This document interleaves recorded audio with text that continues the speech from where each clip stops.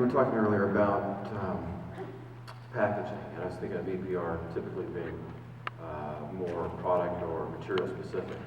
Looking at packaging in particular, what about the infrastructure in California? Let's say we're driving things with EPR.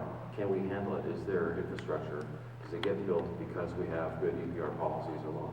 Well, we know that just passing the carpet legislation not only saved the largest carpet recycler in the country from going under, which was LA Fiber, but we've created 204 jobs since that bill passed. We've gone from 4, which is pretty cool. And I don't know where Frank is, but we helped co-found the Build Infrastructure Now network. All right, Frank. And our team that's all working together now to try and keep the jobs here in California, because I became concerned when we were helping pass the carpet legislation that the phone, people started calling me from the recycling side and saying, we're in Delaware, but we'd like to site there, but we're never going to site in California. And I said, well, why? And, the rules that you guys have and the water issues and the cost of electricity, and they just went on and on. And so they were talking about siting in Nevada. And I said, wait a minute, why are we passing laws that are going to, benefit and create jobs in Nevada? We need the jobs here. We don't want this carpet getting shipped, which is very heavy, over the mountains. We want to keep it here. And so then we started becoming very aware that if we didn't put this in the conversation, that we were going to lose the jobs, and we were going to pass all the good rules, and everybody else would get the jobs. And that's not sustainable, and the politicians won't tolerate that. So we have to all be working together on legislative language, on benefits, on those carrots, to keep the businesses or incentivize them to stay and grow in California.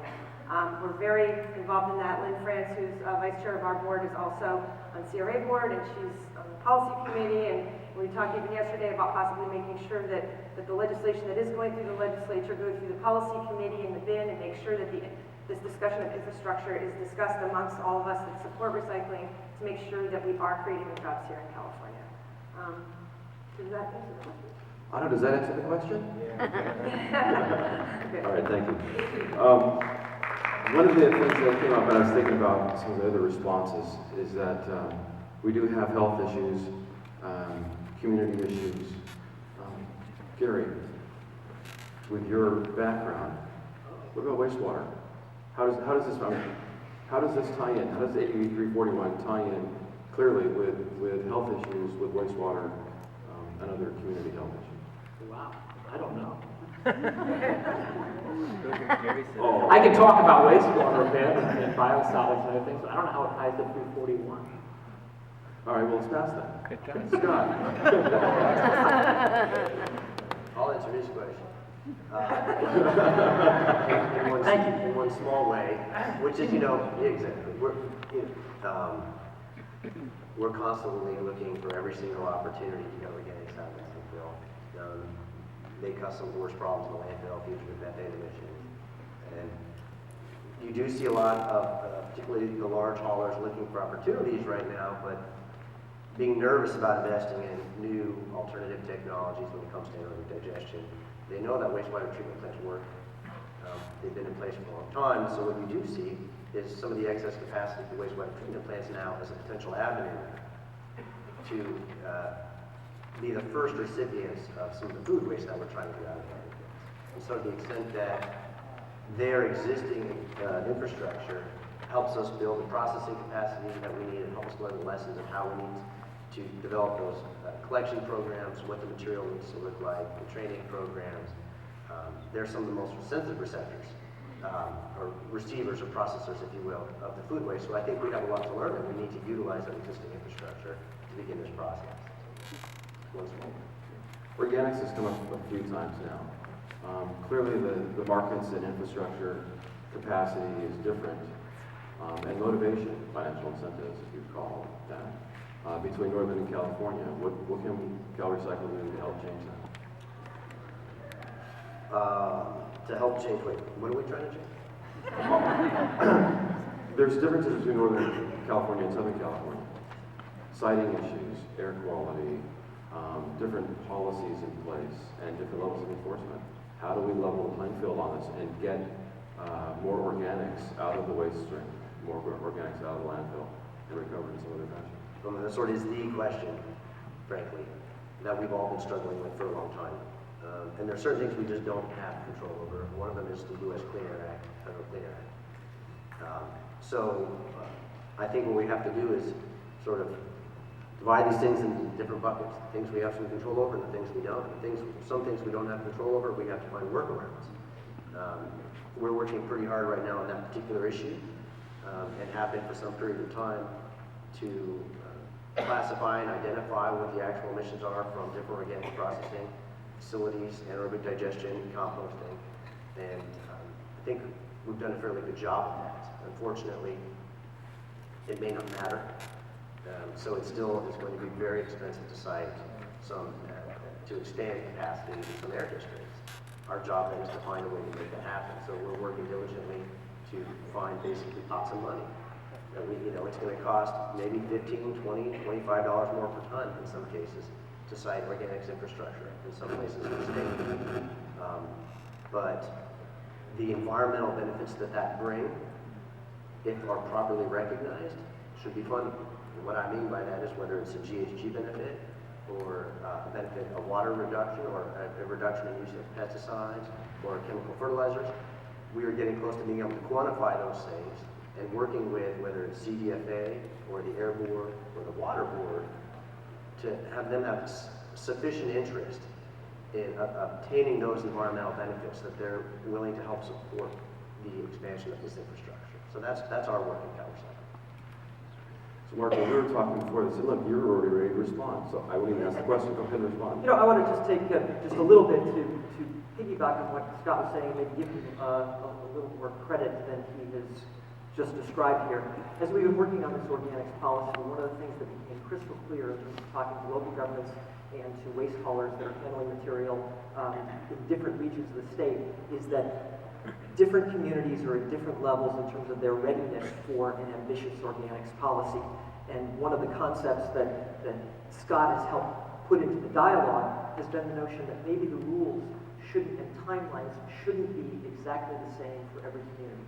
There are communities in Northern California, the Bay Area, that are absolutely ready to go in terms of ambitious mandatory commercial recycling policies, in terms of large commercial enterprises, in terms of phasing out ADC, diversion credit for ADC, and that maybe it's okay to not even the playing field, but to have more ambitious policies that drive the development of infrastructure in the Bay Area, for example, than in Southern California. Because if we have to go lowest common denominator and come up with the organics mandates that are acceptable to Southern California, we're going to be 10, 15 years down the line, whereas the Bay Area is ready to go. And so let's put those policies in place and let's have differential timelines.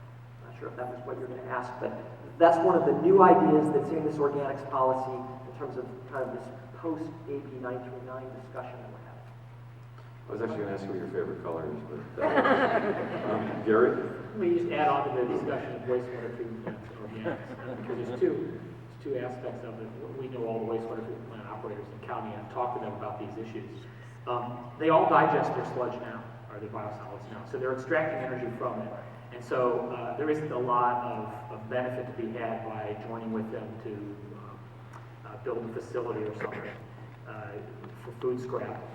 Unless they have underutilized capacity. So East Bay Mud and San Diego have some underutilized capacity. They can take in some food scraps to co-digest with their biosolids. And of course, piggybacking on that existing infrastructure is a smart thing to do. So that's something that may happen. But it's not enough underutilized capacity to solve our problem anywhere near entirely. It's a relatively small fraction.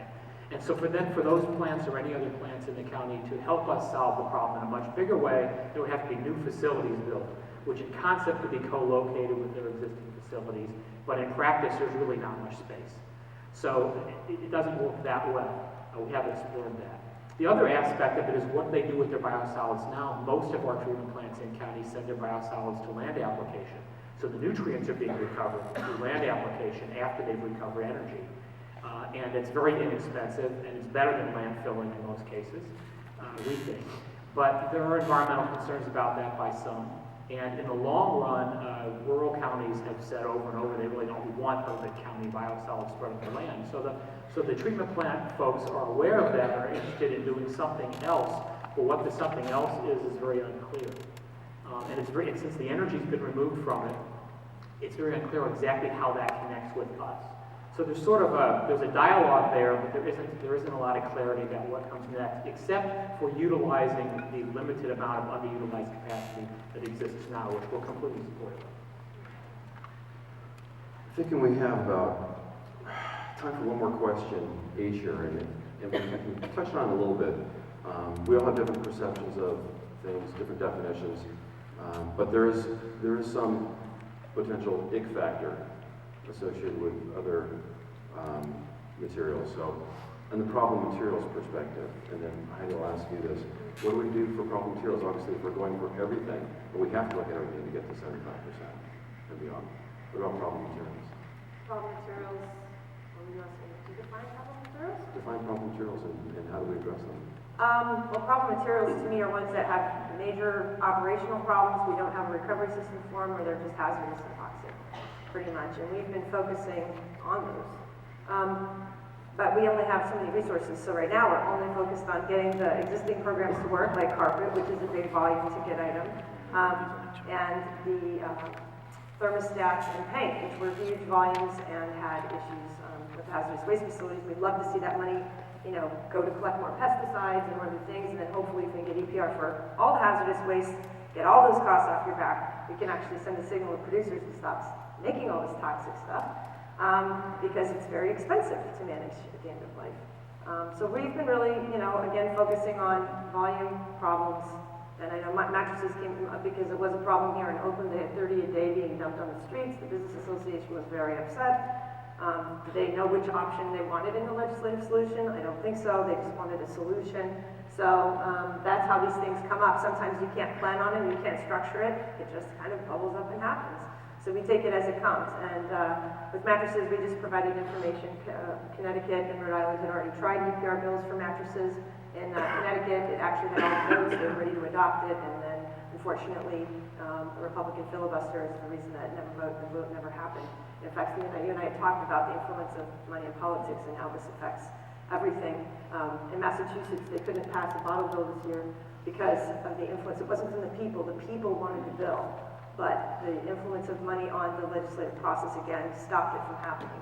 They also failed to pass for the 11th year in a row electronics EPR. So and this is not because the people don't want it, and this is why we have to all work together, get educated. What are the problem products we all want to go after? We can all agree, but at the end of the day, somebody's going to go to a legislator and say, there's mattresses in my district, and I want them dealt with now, and then that's a problem product. Mark, what does CAW want to do on problem products? I think the Heidi has kind of described the situation perfectly in terms of we really don't have the luxury of picking and choosing the issues. We react to the issues that get put on the table. And so sometimes that isn't pretty. Sometimes that isn't quite as organized and comprehensive as we might like.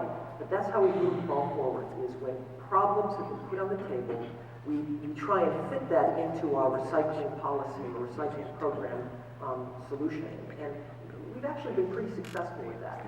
And I think that, I'm hopeful that at some point in time, there used to be the story of, the 100th monkey. There comes at some point in time when you have such this same concept has been happening over and over in different areas, that there's kind of like a comprehensive recognition that we need to kind of be doing it the same way. So we may have a slightly different approach to getting into maybe the same place in terms of comprehensive producer responsibility.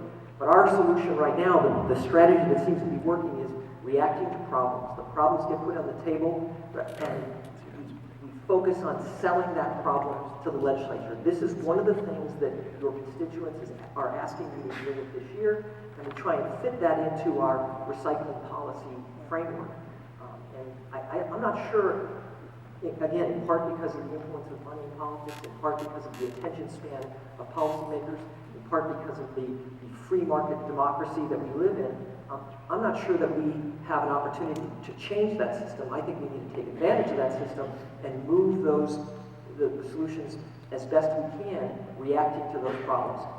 Mattresses ended up being, none of us were talking about mattresses last year. It wasn't on the table in terms of producer responsibility.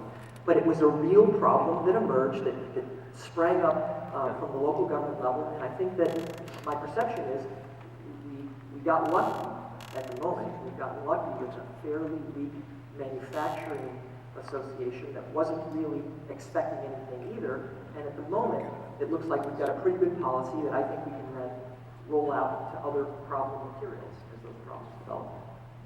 So Gary, mattresses and problem materials. Problems are often thrown on local government folks. And in this case, mattresses have not been thrown in your backyard. They've been dumped on your porch. We have the largest mattress recycler in California in our county, DR3, operated by St. Vincent de Paul. And we've spent years and years working with them to develop that infrastructure and that operation. And our primary concern with the Hancock bill, which we told Lonnie's staff early on, was whatever you do, don't do anything that would disturb DR3's business model, because they're a nonprofit. They provide jobs for people who would otherwise have jobs. It's a wonderful model, and don't mess with it. We do have the luxury, though, of being proactive more often than reactive, although all of us do both, of course. So mattresses were not on our proactive list. They're not a top priority. We feel like we have a certain amount of success in that field, and we want to maintain that success. It wasn't something we picked as a priority for EPR. Our focus in EPR was batteries for a couple of years. We chose that for a reason. We think we moved the national dialogue on that some. We don't have a bill yet in California for reasons that Heidi has explained, essentially money in politics. And that's too bad, but that's how it is. Our focus going forward is on certain niches in purchasing. So, for example, we're focused on institutional kitchens. And institutional kitchens and the amount of food they purchase that they don't need to serve the people that they serve. We helped buy LeanPath software for the UC Berkeley dining system, and they've been implementing it, and they've saved someplace in the low teens in terms of their food purchasing bill by simply being more careful about what they cook, what they serve, how they handle it. And this is all behind the counter. We're not even talking about scraps on the front end where people throw things off their plates. It's just on the back end and the preparation end.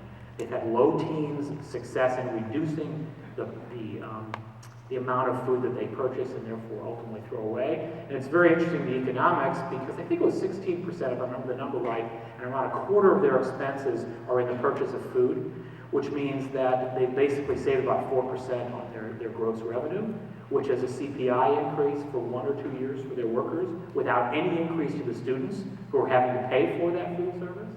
So in this economy, that's really a tremendous, tremendous success created by waste prevention. And so there's some niches like that we're focusing on. We're looking at ways of communicating with customers in hardware stores or other places where a lot of household hazardous waste products are purchased. And how do we tell people the large end-of-life costs that exist, either through a real advanced disposal fee or through a virtual, we're calling it virtual advanced disposal fee, somehow communicate to people when you buy these things, there's a large end-of-life cost. And that's part of a strategy ultimately to support EPR. We're not trying to do ADFs instead of EPR. We're trying to do ADFs because we found that we couldn't get EPR to go where we wanted it to go. So we'll come back to the local level and we'll do what has been done so often, which is innovate at the local level. And then as multiple innovations occur, industry will get on board because they don't really want a proliferation of local regulations. Gary, thank you. Scott, let's close this in a different version of that same question related to problem materials, policy, politics, strategy perspective, and maybe touch on term limits if that has any impact on being successful and moving things forward on capturing and dealing with problem materials. Well, the couple things first that come to mind for me are, this was sort of the traditional definition of problem material, but interestingly, we've been hearing more from local governments lately about a different material, which is MRF residuals, which seems to be on the top of their list of something they want to be dealt with. There's quite an effort, particularly in Southern California, but in some Northern California cities as well, to provide a pathway for alternative treatment of MRF residuals, primarily thermal treatment of that material. And so that's something that has taken a lot of our time lately, which particularly because we're getting such a strong signal from the locals that this is critical importance to them. And with respect to these materials that have been discussed here, I think CalRecycle as well. Largely at this point is implementation. We have a lot on our plate with just paint and carpet to make sure that we successfully implement those policies.